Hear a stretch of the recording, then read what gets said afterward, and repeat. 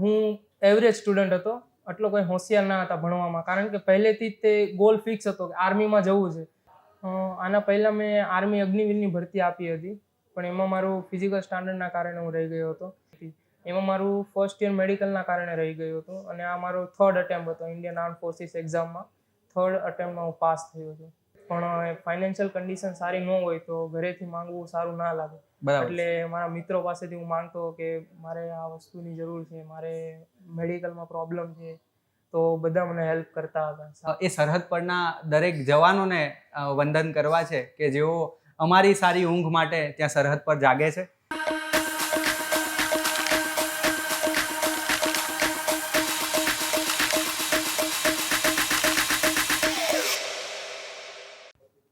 ઘટમાં ઘોડા થનગને નેની આતમ વીંજે પાક અને ડીઠેલી ભોમ પર જ્યારે યૌવન માંડે આંખ. યુવાનીનો તરવરાટ કેવો હોય એ આપણે આજના વિડીયોમાં જાણવાના છીએ. નમસ્કાર, હું છું અક્ષય અને તમે છો યુવા ઉપનિષદ ફાઉન્ડેશન ઓનલાઈન યુટ્યુબ ચેનલ પર. અને આજે આપણે સંઘર્ષથી સફળતાના આ નવા એપિસોડમાં મૌનિકભાઈ એમની જર્ની વિશે જાણવાના છીએ. તો મિત્રો, મારા હાથમાં સેન્ટ્રલ ઇન્ડસ્ટ્રીયલ સિક્યોરિટી ફોર્સનો ઓફર લેટર છે, અપોઇન્ટમેન્ટ લેટર છે, અને આ લેટર છે મૌનિક મહેશભાઈ રાવલનો. તો મૌનિકભાઈ પાસે એમની જર્ની વિશે જાણવાના છીએ. તો નમસ્કાર મૌનિકભાઈ, યુવા ઉપનિષદ ફાઉન્ડેશનની યુટ્યુબ ચેનલ પર આપનું હાર્દિક સ્વાગત કરીએ છીએ. મૌનિકભાઈ, કઈ પરીક્ષા તમે પાસ કરી છે? એસએસસી જીડીમાં મૌનિકભાઈ ઉત્તીર્ણ થયા છે. તો શરૂઆતથી જ આપણે વાત કરીએ તો તમારા પરિવારમાં કોણ કોણ છે અને તમે તમારું જે જર્ની છે એ શરૂઆત કઈ રીતે થઈ? મારા પરિવારમાં મારા પપ્પા, મમ્મી અને મારી નાની બેન છે. જ્યારે 10મા ધોરણના વેકેશનથી જ તે અમે નોર્મલી આર્મીની એક્ઝામ છે તો વધારે ફિઝિકલ પર અમે ફોકસ કરીએ છીએ, તો ત્યારથી જ અમે રનિંગની તૈયારી કરતા હતા. બરાબર છે. ઓકે, તો આર્મીની એક્ઝામ, તો એકનો એક દીકરો, તમે જેમ કીધું એમ કે પરિવારમાં મમ્મી, પપ્પા, નાની બેન અને તમે જ છો, તો એકનો એક દીકરો આર્મીમાં જાય તો એ વખતે ઘરે બધાની સંમતિ હતી? કઈ રીતનું વાતાવરણ હતું? ઘરે મારા પપ્પાનું તો પહેલેથી જ મને સપોર્ટ કરતા હતા કે મારો છોકરો આર્મીમાં જાય. મારા પપ્પાનું પણ એક સપનું હતું, મમ્મીનું પણ સપનું હતું કે મારો છોકરો કંઈક સારું કરે. પણ મમ્મીનો સ્વભાવ તો ખબર જ હશે બધાને. મારા મમ્મીને એમ હતું કે મારી સાથે રહીને જો કોઈ નોકરી કરે તો વધારે સારું એમ. પણ મમ્મી પણ સપોર્ટ કરતા જ હતા કે મારો છોકરો પણ આર્મી જોઈન કરે. બરાબર છે. અને મૌનિકભાઈ, તમારી જે જર્ની છે, તમારી તૈયારીની શરૂઆતમાં તમારું ગ્રેજ્યુએશન કહીએ કે પછી તમારી ભણવાની જર્ની કઈ રીતની હતી? ભણવાની જર્ની, હું એવરેજ સ્ટુડન્ટ હતો, આટલો કોઈ હોશિયાર ના હતા ભણવામાં, કારણ કે પહેલેથી જ તે ગોલ ફિક્સ હતો કે આર્મીમાં જવું છે. તો આર્મીની એક્ઝામ નોર્મલી 8 પાસ અને 10 પાસ, અને જો અધિકારી લેવલમાં બનવા માંગીએ છીએ તો એનડીએ અથવા સીડીએસ થ્રુ આપણે 12 પાસ અથવા નોર્મલી ગ્રેજ્યુએશન થ્રુ એન્ટર થઈ શકીએ છીએ. એટલે અમે પહેલેથી જ મારું સપનું હતું કે હું પેરામિલિટરી ફોર્સિસમાંથી કોઈમાં જોઈન કરું. એટલે એવરેજ સ્ટુડન્ટ તરીકે 10મા ધોરણમાં 50%, 12મા ધોરણમાં 57%, અને કોલેજના પહેલા વર્ષમાં પહેલાં મેં બીકોમ ચૂઝ કર્યું હતું, પણ બીકોમની અંદર અનફોર્ચ્યુનેટલી મારું ડ્રોપ થઈ ગયું હતું. ત્યારબાદ હવે હું બીએ કરું છું, તો એમાં પણ મારી એક્ઝામમાં વધારે ફોકસ હતું, મારી એસએસસી જીડીની એક્ઝામ પર. તો સેકન્ડ યરમાં પણ મારું પરફોર્મન્સ એટલું સારું ન રહી શક્યું. બરાબર છે. એક તરફ સરકારી જે પણ નોકરી છે એની પરીક્ષાની તૈયારી છે, બીજી તરફ પોતાનું ભણવાનું છે. તો તમે પણ જોજો મિત્રો, મૌનિકભાઈ 10મામાં 50%, 12મામાં 57%, તો ભણવામાં એ પ્રકારના એવરેજ સ્ટુડન્ટ હતા. પણ છેલ્લે એમનો જે કટ્ટર અને અડગ નિશ્ચય છે એ એમને આજે આ નોકરી સુધી લઈ આવ્યો છે. આર્મીમાં જવું છે, આ પ્રકારની પ્રેરણા તમને કોઈના દ્વારા મળી હતી? કઈ રીતે તમે નક્કી કર્યું કે ભાઈ મારે તો ઇન્ડિયન આર્મી જ જોઈએ? મારા ભાઈ છે, અમારા સંબંધી, એ હાલ આર્મીની અંદર જ તે રાષ્ટ્રીય રાઇફલ્સમાં જમ્મુ કાશ્મીરમાં સેવા આપે છે, અને એમને જોઈને જ તે, અને નાનપણથી જ મારું સપનું હતું કે હું પણ ઇન્ડિયન આર્મ ફોર્સિસની અંદર જોઈન થાવ અને મારા મમ્મી પપ્પા, અમારા ફેમિલીને એક રિપ્રેઝેન્ટ કરીએ, એમને પણ સારું લાગે એ રીતે. બરાબર છે. ઇન્ડિયન આર્મ ફોર્સિસ કેટલા બધાનું સપનું હોય છે. આર્મીની તૈયારી એમ કહેવાય કે બહુ ટફ હોય છે, ખાસ કરીને મેન્ટલી અને ફિઝિકલી. તો આ જે ફિઝિકલ તૈયારીનો ભાગ છે, તો એ તમે કઈ રીતે આખો કવર કર્યો? ફિઝિકલ સ્ટાન્ડર્ડ માટે નોર્મલી અત્યારે આપણે ગુજરાત પોલીસની અંદર જોયું, ઘણા ખરા છોકરાઓ ગુજરાત પોલીસમાં ફેલ થાય છે. તો એનું મોટું કારણ એક એ બની શકે કે આપણી રૂટીન લાઈફની અંદર આપણે કોઈ ખાસ ફિઝિકલ વર્કઆઉટ નથી કરતા, પ્લસ આપણું ખાણીપીણી એટલી નથી સારી કે આપણું બોડી જ આપણને સપોર્ટ કરે રનિંગની અંદર. એટલે પહેલેથી જ તે અમારે ખાવા પીવામાં મેં વધારે ધ્યાન આપ્યું હતું કે મારો ખોરાક સારો હોવો જોઈએ અને બની શકે તો દરરોજ 1 કલાક આપણે વર્કઆઉટ કરીએ. પછી એ જરૂરી નથી કે મારી ભરતી છે તો જ હું કરું છું, પણ ભરતી નથી, હું રીડિંગ કરું છું લાઇબ્રેરી, તો પણ ઘરે આવીને પુશઅપ છે, સ્ક્વોટ્સ છે, આપણી રીતે બોડીને મેન્ટેન કરીને ચાલીએ વધારે, તો આપણે ફિઝિકલ વર્કઆઉટ આપણા માટે ઇઝી બની જાય. જ્યારે આપણી એક્ઝામ આવે છે ત્યારે આપણે એટલું ના કરવું જોઈએ. બરાબર છે. ખાસ તમે જે આર્મીની ફિઝિકલ પાસ કરી છે, તો મારે તમે જ કહ્યું એમ એ પ્રશ્નના એ જવાબના ઊંડાણમાં જવું છે કે શું ખાવું જોઈએ. મોસ્ટ ઓફ તૈયારી કઈ રીતે કરવી જોઈએ, કેટલું ભાગવું, કઈ રીતે ભાગવું, આ બધા પ્રશ્નો હંમેશા હર કોઈ કરતું હોય છે. પણ તમે શું ખાતા તમારી જાતને, તમારી બોડીને ફિટ રાખવા માટે, અને કઈ રીતે તમારું વર્કઆઉટ છે, તો આ જે ફૂડ છે, તમારું જે ઇન્ટેક છે, એ તમને તમારી ફિઝિકલ ટ્રેનિંગમાં મદદરૂપ થતો? જો હું મારા ખાવા પીવાનું કહું તો પહેલાં તો મારું કોઈ એથ્લીટ બેકગ્રાઉન્ડ નથી કે હું વધારે પ્રોટીન પર ફોકસ કરું, મારું વધારે ફોકસ સ્ટ્રેન્થ પર છે. બરાબર. તો જે નોર્મલ આપણે રૂટીનમાં ખાઈએ છીએ એ જ તે, જો ઓઇલી ફૂડને કમ્પ્લીટલી ઇગ્નોર કરીએ, શુગરને કમ્પ્લીટલી ઇગ્નોર કરીએ, જે આપણું ઘરનું જ છે, બાજરાનો રોટલો છે, રોટલી છે, ભાખરી, ગોળ, ઘી, જેમ બને તેમ દેશી ખોરાક વધારે લેતા હતા. કોઈ એવું ખાસ અલગ પ્રોટીનને લગતું શેક્સ કે એના પર ફોકસ નથી કર્યું. બરાબર છે. કહેવાય ને કે શુદ્ધ અને શાકાહારી, અને એ પણ ઘરનું ખાવાનું હોય ને, તો પેલું કહેવાય ને કે મારી માએ ખાધેલ સવાશેર સૂઠનું શું, બસ તો એ જ મૌનિકભાઈને આ સફળતા સુધી લઈ આવી છે. સાથે મૌનિકભાઈ, તમારી જે તૈયારીનો ફેઝ હતો, રિટન એક્ઝામ, તો પહેલાં તો મારે એ જાણવું છે, અમારા દરેક વિદ્યાર્થી મિત્રોને એ જાણવું છે કે CISF જે તમને મળી છે કેડર, તો આના માટે તમે કઈ પરીક્ષા પાસ કરી? ઓકે, હું હાલ SSC GD થ્રુ કોન્સ્ટેબલ CISFમાં હું જોઈન થવાનો છું. બરાબર છે. આપણે ઇન્ડિયન આર્મ ફોર્સ CAPFની અંદર જોઈન થવા માટે એક તો SSC CPO ની એક્ઝામ છે, બરાબર. અથવા તમે UPSC CAPF exam through join થઈ શકો છો. અને મેં જે એક્ઝામ પાસ કરી SSC GD થ્રુ કોન્સ્ટેબલમાં જોઈન થઈ શકીએ છીએ. બરાબર છે. SSC GD થ્રુ તમે જે એક્ઝામ પાસ કરી છે, તો કેટલા ફેઝમાં પરીક્ષા લેવાય છે, અને પેલું જે મેરિટ વાળી આખી સિસ્ટમ છે કઈ રીતની છે? ઓકે, તો ફર્સ્ટ ફેઝની અંદર પહેલા રિટન એક્ઝામ આવે છે. રિટન એક્ઝામમાં 80 પ્રશ્નો હોય છે, એક પ્રશ્ન 2 માર્ક્સનો હોય છે. બરાબર. 80 પ્રશ્નો કુલ 4 ભાગમાં ડિવાઈડ કરેલા છે. 20 પ્રશ્નો મેથ્સના આવે છે, 20 રિઝનિંગના આવે છે, 20 હિન્દીના અને 20 GSના. GS મતલબ જનરલ સબ્જેક્ટમાં બધા જ સબ્જેક્ટ કવર થઈ જાય છે, હિસ્ટ્રી, જિયોગ્રાફી, પોલિટી, અને 0.25 નેગેટિવ માર્કિંગ છે. અને સૌથી પહેલાં આપણે રિટન એક્ઝામ આપવાની હોય છે. રિટન એક્ઝામ ક્વોલિફાય કરીએ ત્યારબાદ આપણે ફિઝિકલ તરફ આવીએ છીએ. બરાબર. તો ફિઝિકલ પહેલાં મેરિટ પડે છે, તો એ હા. મેરિટ ક્લિયર કરો એટલે ફિઝિકલની અંદર 24 મિનિટની અંદર 5 કિલોમીટર રનિંગ આવે છે. 24 મિનિટ 5 કિલોમીટર. 5 કિલોમીટર. અને ક્યાં દોડાવે છે આર્મી? નોર્મલી આ વર્ષથી ચેન્જ થયું છે. અમારે પગ પર આપણે જેમ ગુજરાત પોલીસની અંદર RFID છે, એની જેમ અહીંયા પણ RFID ની હવે સિસ્ટમ છે, ગ્રાઉન્ડની અંદર દોડાવે છે. બરાબર. પણ એક્ઝામની મતલબ એક યરમાં અંદર એક્ઝામ ફિનિશ થાય છે, તો એ ટાઈમ પર આવે છે ને મોસ્ટ ઓફ કે વરસાદના સમયે અમુક રાજ્યોમાં પ્રોબ્લેમ આવે છે, તો રોડ પર દોડાવે છે. બાકી નોર્મલી ગ્રાઉન્ડની અંદર આવે છે. બરાબર છે. અને તમારું જે રનિંગ હોય છે 24 મિનિટની અંદર 5 કિલોમીટર. હા. ત્યારબાદ આપણું ફિઝિકલ ઇફિશિયન્સી ટેસ્ટ, અને આ સ્ટાન્ડર્ડ ટેસ્ટની અંદર હાઇટ મેઝરમેન્ટ થાય છે. મિનિમમ 170 સેન્ટીમીટર હાઇટ હોવી જોઈએ.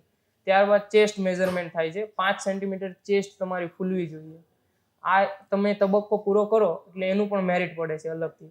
એ મેરિટની અંદર તમે ક્લિયર થાવ એટલે મેડિકલ એક્ઝામિનેશન આવે છે, અને તેની સાથે ડોક્યુમેન્ટ વેરિફિકેશન થાય છે. પહેલાં ડોક્યુમેન્ટ વેરિફિકેશન થાય છે, ત્યારબાદ 2 દિવસની અંદર નોર્મલી પ્રોસેસ પૂરી થાય છે.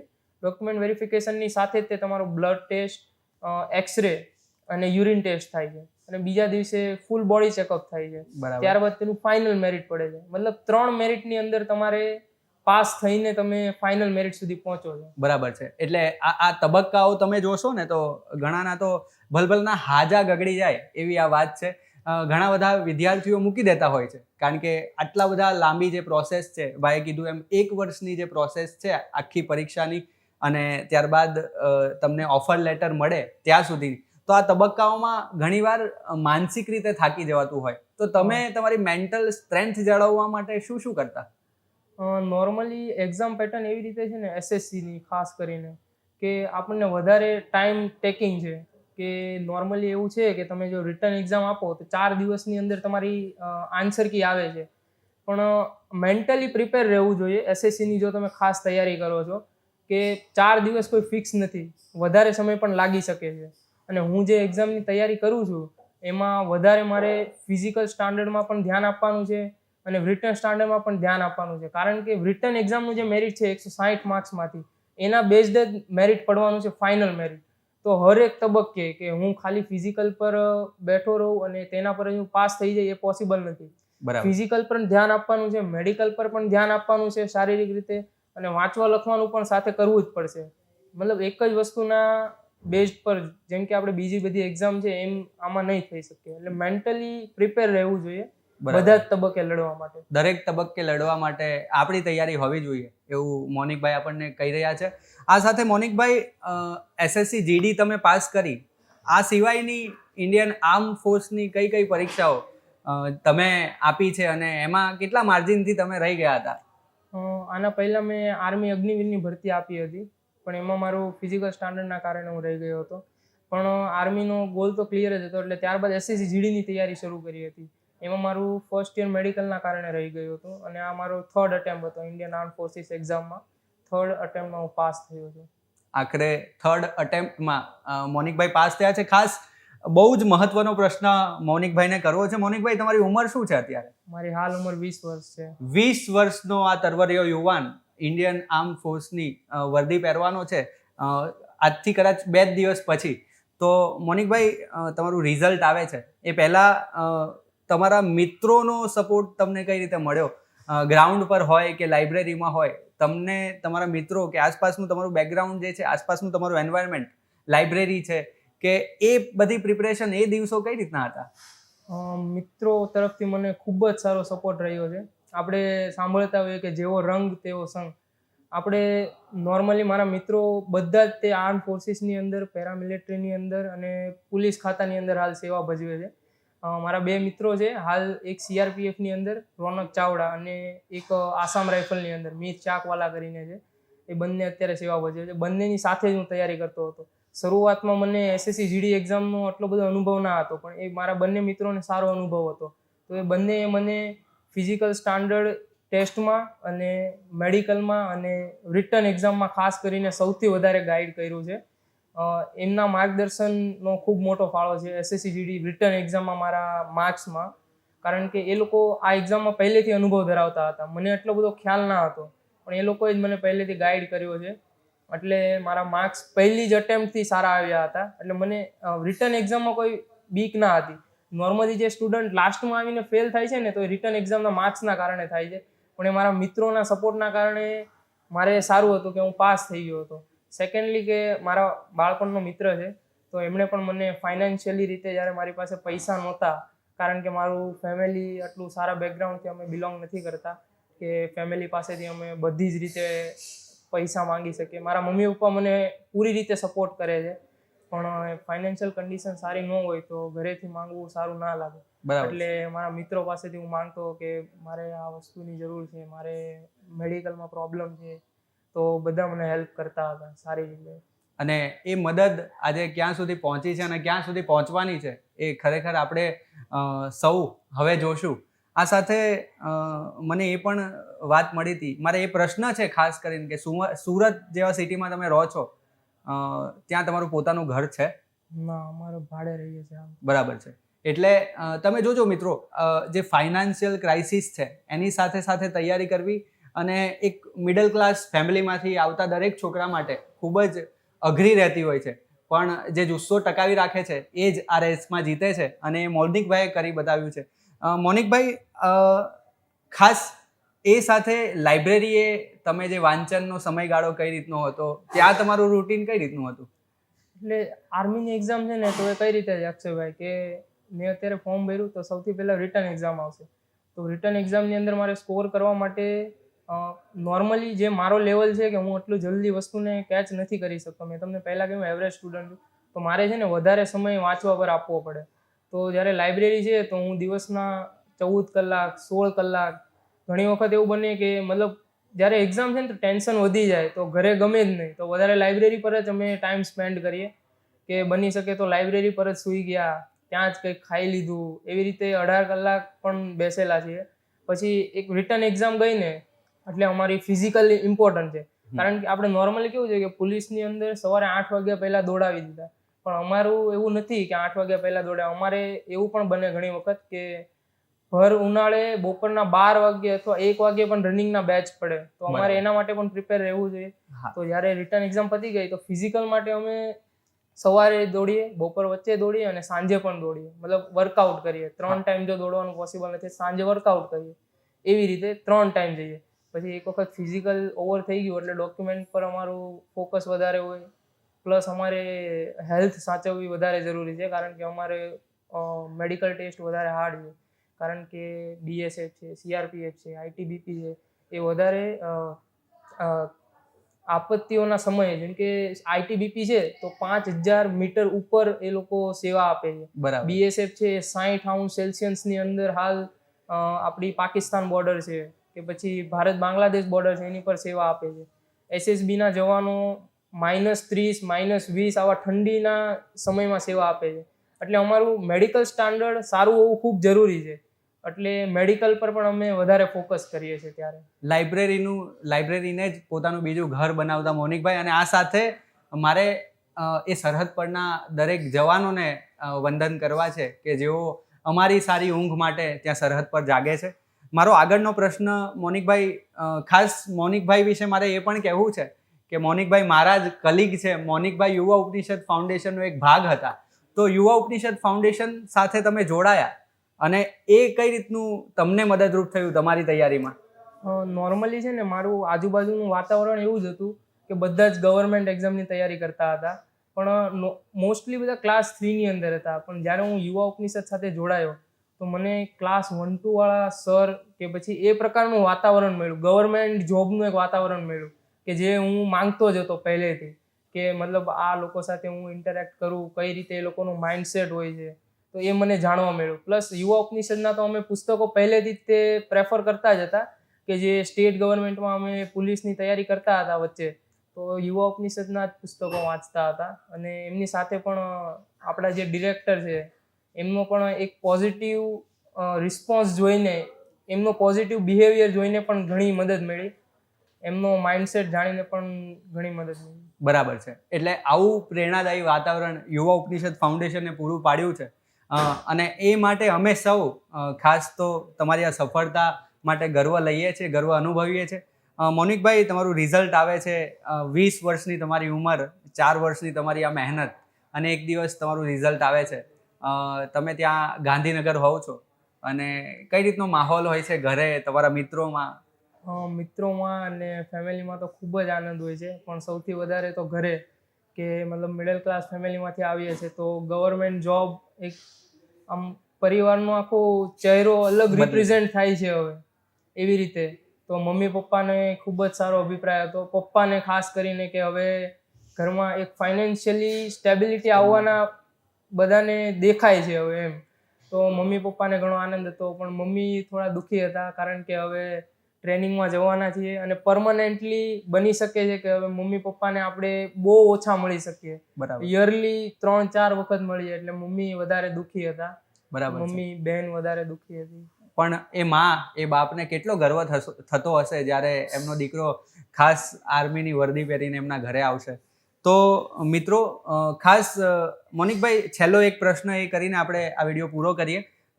તમારી જેમ આર્મીમાં જોડાવાની તૈયારી કરતા એ દરેક વિદ્યાર્થીઓને તમારી એક સોનેરી સલાહ શું હશે? ડિસિપ્લિનથી તમે વર્ક કરજો. જે પણ લોકો તૈયારી કરે છે હાલની તારીખમાં, તો મેં ખુદ તૈયારી કરેલી છે, મેં અનુભવેલું છે કે આપણે એક જ સવાલ મગજમાં હોય છે કે જો મારું સિલેક્શન ના થયું તો, પણ મગજમાં કોઈ પણ વિચાર વગર દરરોજ તમારી રિટર્ન એક્ઝામ છે તો તમે લાઇબ્રેરી જજો, જો તમારું ફિઝિકલ છે તો પોતાનું જી જાન લગાવીને 100% આપજો. ગ્રાઉન્ડ પર તમારું પણ સિલેક્શન 100% થશે. બરાબર છે. તો મોનિકભાઈ, અમારી સાથે આપ જોડાયા એના માટે આપનો ખૂબ ખૂબ આભાર. અને ખાસ ફરી એકવાર યુવા ઉપનિષદ પરિવાર તમારા ઉપર ગર્વ અનુભવે છે કે તમે અમારી સાથે જોડાયા, અને આજે તમે જે મુકામ હાસિલ કર્યો છે એ ઘણા બધાનું સપનું હોય છે, ઘણા બધાને દેશની સેવા કરવી છે અને મોનિકભાઈ જેવા મિત્રો ત્યાં સુધી પહોંચી શકે છે. તો ફરી એકવાર આપ સૌ મિત્રોનો પણ આભાર. ખાસ આ મોનિકભાઈની સ્ટોરી પરથી તમને પણ પ્રેરણા મળી હશે એવી અમે આશા રાખીએ છીએ અને મળીએ નવા વિડીયોમાં. ત્યાં સુધી અમારી સાથે જોડાયેલા રહેજો. જય હિન્દ, જય ભારત.